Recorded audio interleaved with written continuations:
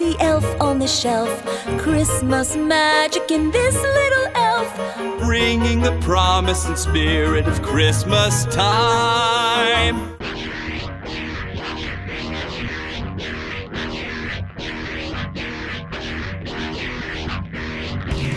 Cheers for what's up with the West Eggs and complication. Here's the horror of the extreme. Cheers, heritage, Christmas, and communication. Looking the right, soft ground, and the little inside. What's a harmless, shall she lie? Take this video down and sign. Think you will not overrule. If you die out or like an animal.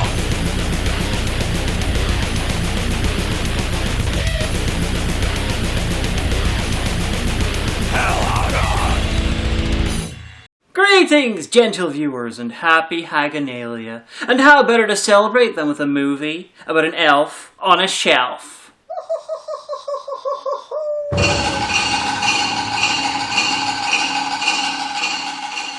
Well, that's ominous. Yes, they made an elf on the shelf movie. I don't know why this exists, beyond selling more elves on shelves, and I kind of feel that learning the reason would be opening myself up to go mad from exposure to justly forbidden knowledge.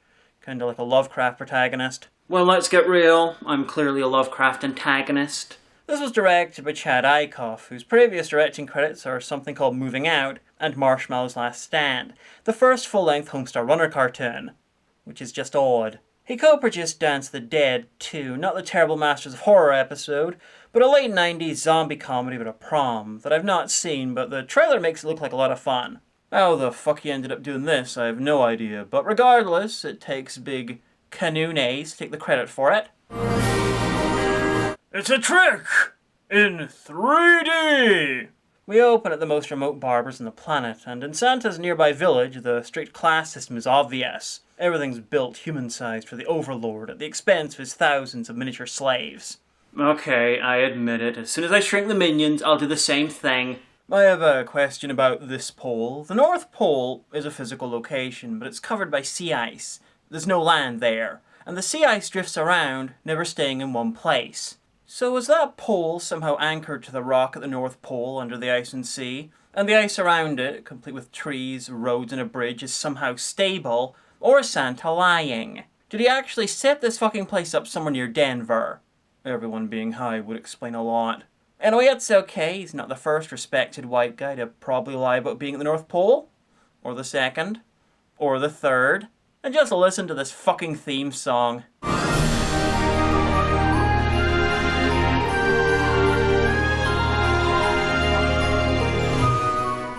Sounds like someone badly wants to be Danny Elfman. How badly? Well, just listen to it, it's fucking awful. As you can see, this was executive produced by Catherine Scorsese. Now, I'm sure this is Martin Scorsese's daughter, not his mother, who died long before this was inflicted on the world. But this being produced by a zombie would explain almost as much as everyone being high. Santa's village is very impressive, but I'm not sure it was wise to make the snow out of melted marshmallows. You can tell these cunts are magical. They got so much, they're wasting it on running the Cirque du Soleil of post offices. Oh, sorry! No! I've got all these letters to assign to the Scout Elves, and the assignments are starting any minute now! I know! Of course he knows. You're clearly both the same person. Anyway, the elf who ran into the cart is the star of the film, though at least two of the words in that sentence more than deserve quotation marks. Anyway, the letter carrier lost a letter. After he runs off to finish his job, the star picks up the lost letter and immediately takes it to Santa. I ran into the delivery cart, literally, and this one fell off. I hope to curry favor with you by bringing it here because my class traitor! Santa is the absolute ruler of this place, and his elves don't even really have identities of their own. For example, they don't have names unless they're sent out on missions by Santa and are given one by a human. So there are many elves that never even got their own name.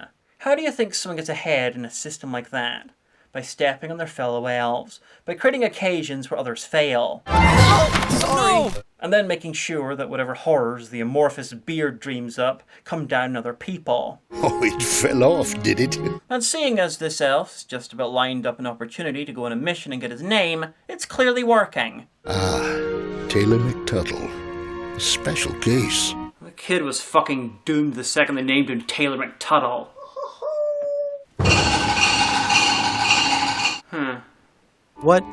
What makes Taylor McTuttle a special case? He's called Taylor McTuttle. You do the math. Taylor isn't sure he believes anymore. How does that happen? Well, it's pretty simple, really, by having a screenwriter who doesn't know how logic works. If you don't know if you believe, then by definition you don't believe, because it's a dichotomy. Anything but belief is non-belief by default, which isn't the same thing as belief that something doesn't exist. Oh, wait, you wanted to know why he doesn't believe in Santa? He doesn't believe? How does that happen? Asshole, unlike you, he doesn't live with the guy. Anyway, the elf instantly volunteers for the job of bringing the kid back to the Lord. Santa. The Lord. Gandalf the Blight. I know I'm young, Santa, but I really believe I can do this. That's very brave. What the fuck do you think Taylor McStruddle's gonna do with him? You know, one day this man might realize that there's a very slight difference between not believing in him and a proclivity to molest elves, but that day is not this century. I know I'm young, Santa, but I really believe I can do this. That's very brave. Brave Santa. He wants a promotion. Chaos is a ladder and his tiny little fingers need plenty of rungs. Anyway, mission accomplished. He's been given a new mission to accomplish. It looks like you have your assignment. Wow. And rushes off to tell us what can loosely be described as friends. So, this red uniform, do you think it looks more like a North Korean uniform or North Korean leisure wear? Trick question. North Koreans don't exist. Excuse me, pardon me. Oh, sorry about that. Excuse me. Woo! I just made it, guys. You're not gonna believe it. I got a special assignment from Santa. You all get your assignments from Santa, you queue-jumping, humble-bragging dipshit! Well, what is it? It's an assignment from Santa. A special one, but that's not important right now. We have a plot to be bored by. Oh, shut up. You'd be bored too if you had any free time and decided to watch this. So, who'd you all get? I'm going to a cute little girl's house. She really wants it to snow for Christmas. Right. I'm heading to Bob's Books and Things. Things like the mouse's accent from Max Magician. So we have what I can only describe as an automatic for a shit theme park ride.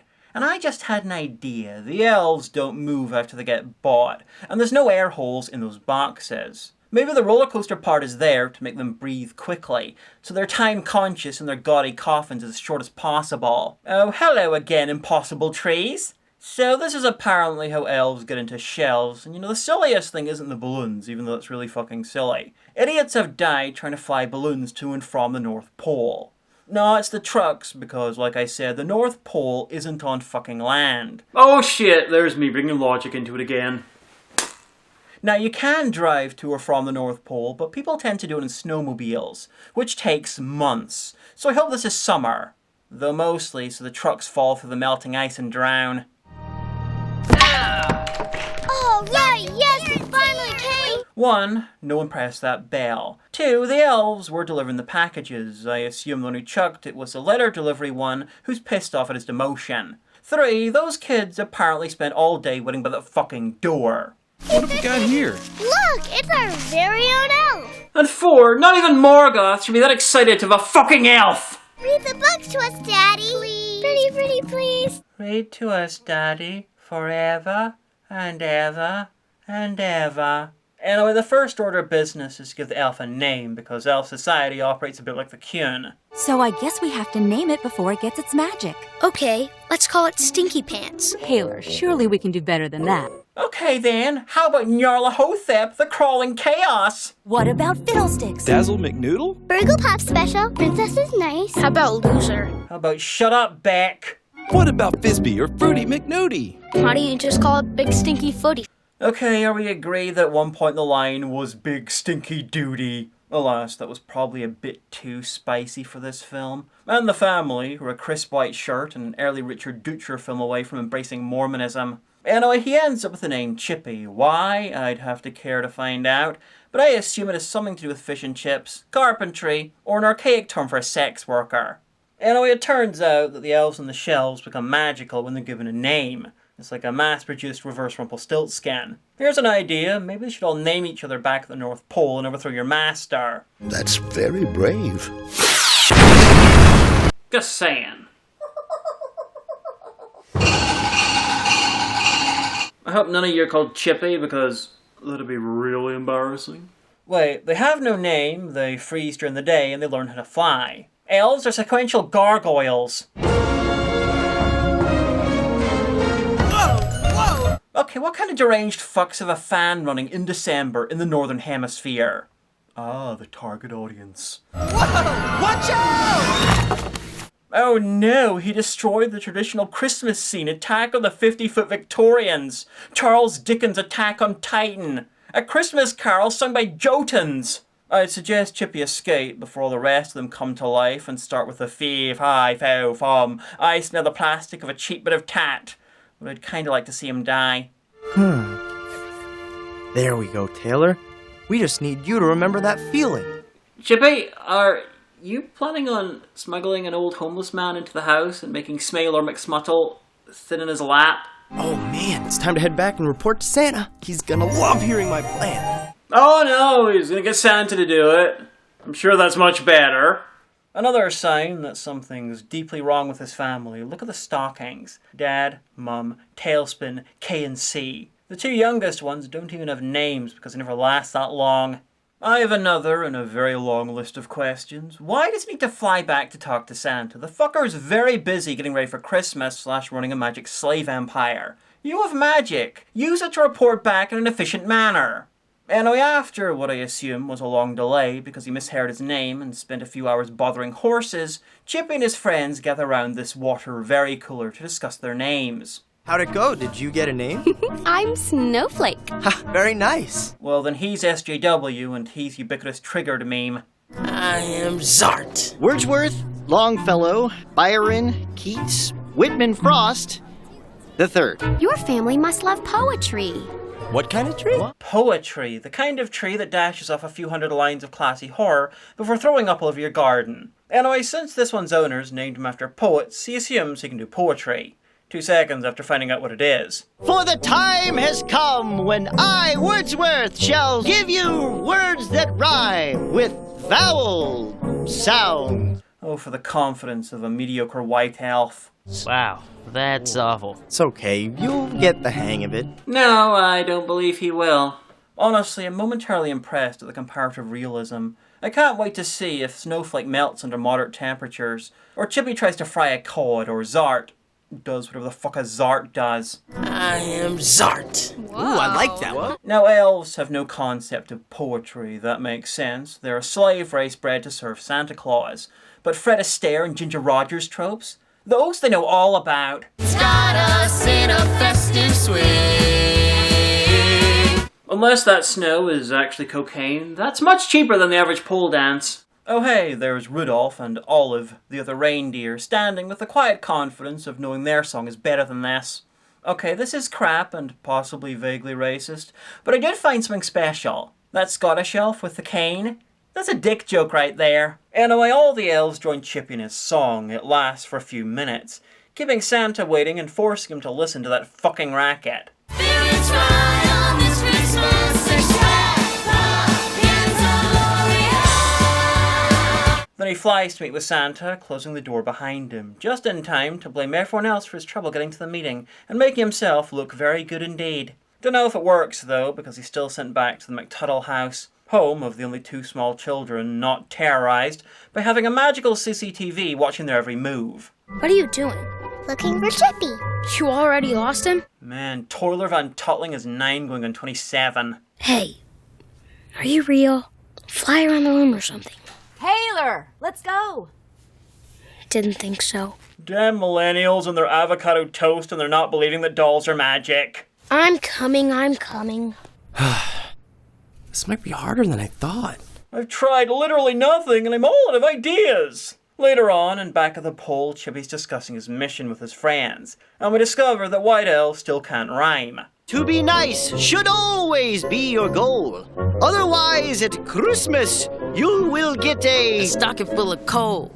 Compliments of the North Pole. I'm pretty sure that Zart had some experience in the gift wrapping department before being promoted to the co-starring in an embarrassing movie department. Oh! Why don't you take a stroll? I wish I could just fly around the room to show him. It would be so easy. Chippy, it's not real belief if they don't feel it in their hearts. Elves have a very weird idea of what hearts do and how belief and evidence work. Here's an example of why this approach is flawed. Take Chippy and his probable eventual girlfriend here. He can believe that she loves him and that they're in a relationship together, but without evidence, that tends to lead to stalking. You can't see Christmas magic. You have to feel it. So, if he can't see Christmas magic, then why can't he just fly in for the toy Glimerick stutter? Well, a Christmas money shot is a time-honored way to avoid answering the question. Snowball fight! Come on, guys. Another team.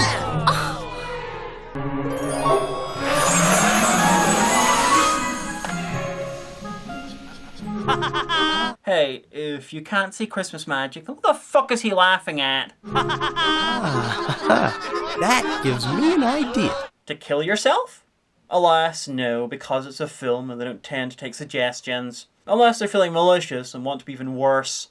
Chippy! Chippy, do you have anything that you'd like to say about Christmas? Well, I think Christmas is the best time of year. Unless you have two little sisters. I think he's a couple of Christmases away from screaming racial insults into an Xbox headset and starting a booming career getting demonetized on YouTube. It's not the worst way to deal with having those two around, but it is about halfway up the list. Well, I'll believe when I see your magic. Marginally clever, little edgy prick, isn't he? So, for reasons of keeping gullible kids from messing with the elf, it's part of the mythos that if a kid touches one, it'll lose its magic. Which will result in, well, I hope a dead elf, but I suspect not. Still, I'm gonna play this just in case.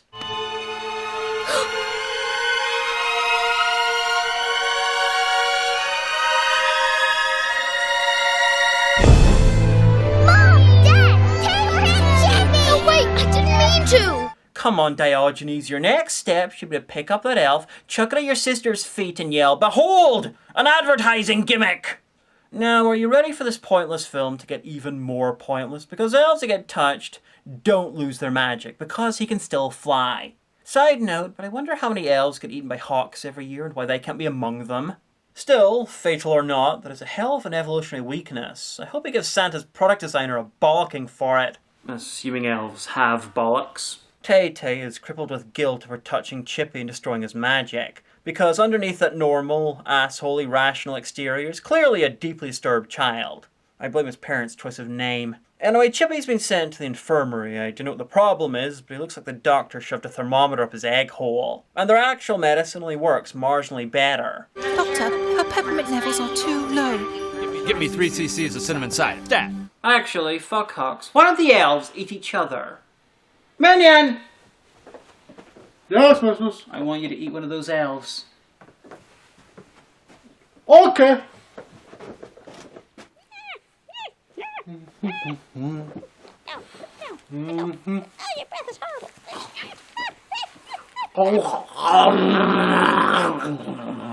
Taste good?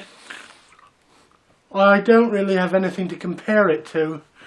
Can I wash it down with something? Yes. Dung. Dung. Ooh. Alright, I'll do that. Not your own! Oh, jeez. Anyway, his friends have arrived to try another cure that's doomed to failure for whatever's wrong with them. Yelling. Rise up! Rise up! It is time to show it! Actually, the faith healing worked. It just missed. It's all very sad. Chippy's depressed about his failure and none of his friends brought him anything to kill himself with.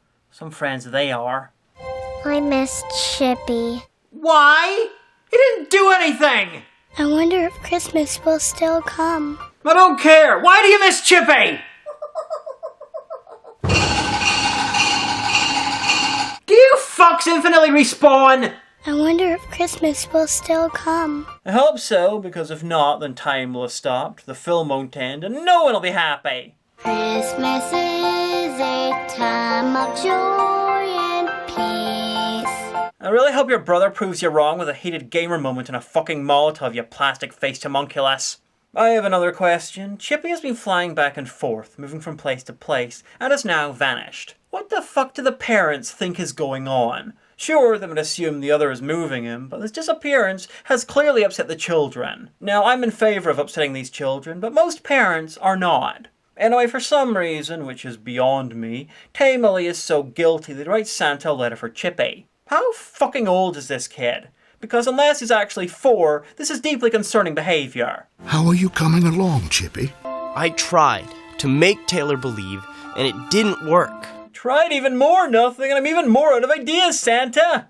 I mean, he literally did the least he could do. His job was to do the one thing that meant he physically couldn't even try. It's a job that you can't do well, and you can only do badly if you actually try to do something.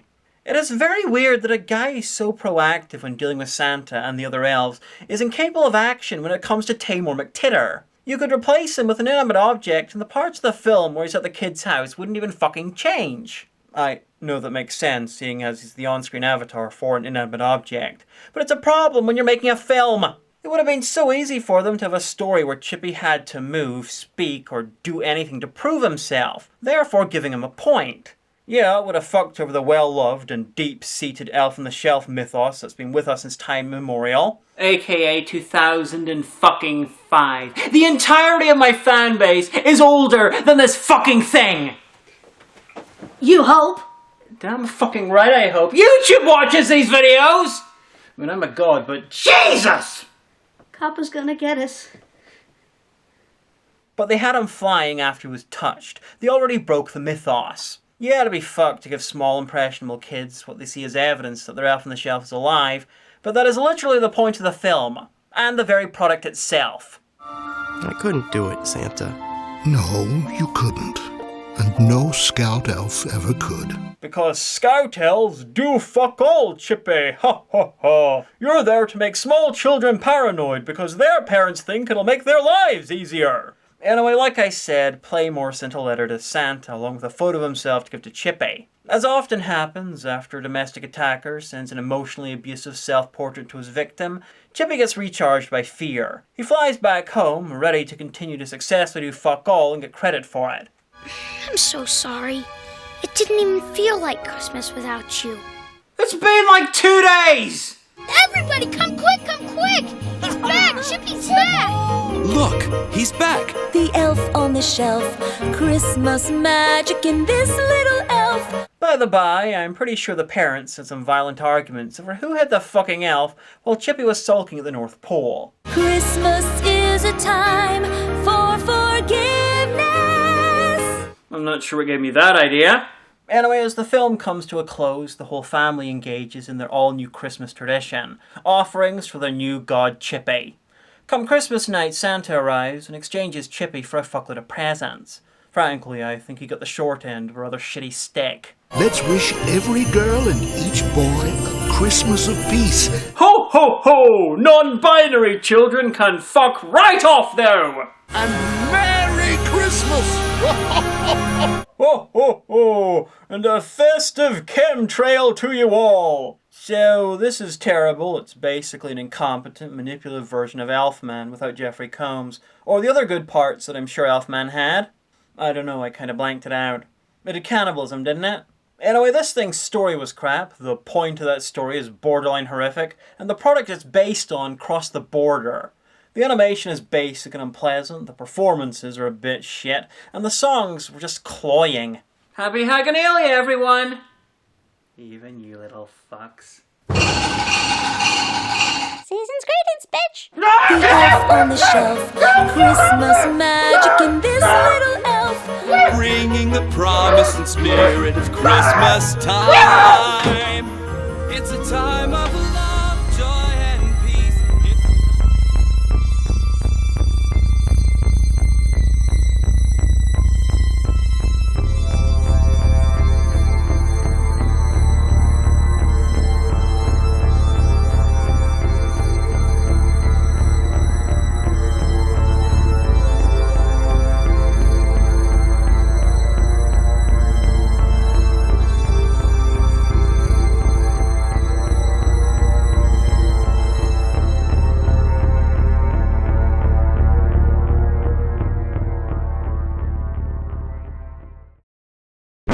Now, another program on the Nazis.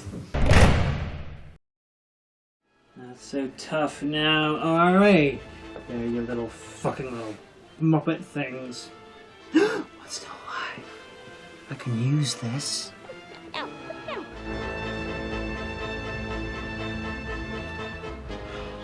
I want you to give your master a message. Stop sending people here to try and bring me seasonal fucking joy. And if he doesn't, then I will send someone to the North Pole to bring me seasonal fucking joy. And I won't need to send another. Do you understand? Good. And it occurs to me, you don't need legs for this.